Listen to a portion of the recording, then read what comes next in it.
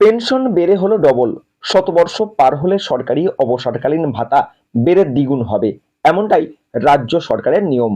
সেই নিয়ম মোতাবেক কনকলতা ভট্টাচার্যের বয়স 103 বছর। সরকারি নিয়ম অনুযায়ী ভাতা তার 9,000 টাকা থেকে বেড়ে দাঁড়ালো 18,000 টাকায়। এমন নজিরবিহীন ঘটনাকে জেলার মানুষ ইতিহাস বলেই মনে করছে। পৌরসভার চেয়ারম্যান নিজে কনকলতা দেবীর বাড়িতে পৌঁছে তাকে মিষ্টি মুখে সংবর্ধনা জানালেন।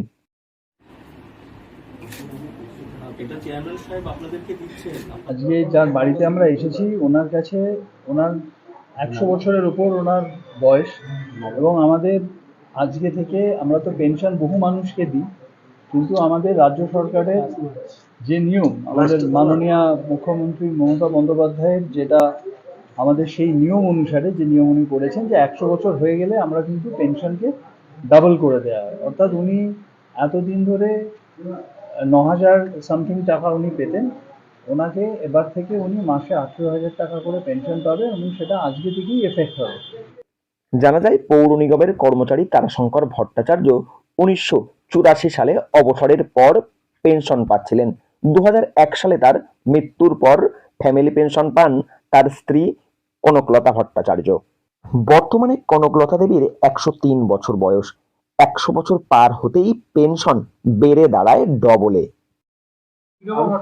আরো সুস্থ, এবং আমাদের চেয়ারম্যান সাহেব নিজে এসছেন, আমার কপ সাহেব নিজে এসছেন।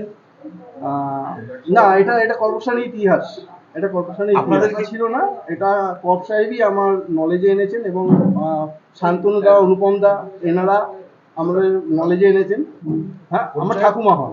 বর্তমানে কনকলতা দেবী বার্ধক্যজনিত কারণে শয্যাশয়ী। তবে তার বাড়িতে এদিন পৌঁছে গেছিলেন হাওড়া পৌর নিগমের চেয়ারম্যান সুজয় চক্রবর্তী সহ অন্যান্য আধিকারিকরা।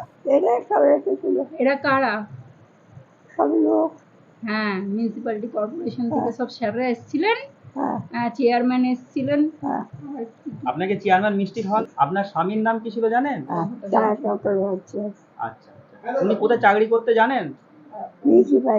মিউনিসিপ্যালিটিতে চাকরি করতে। মানে এখন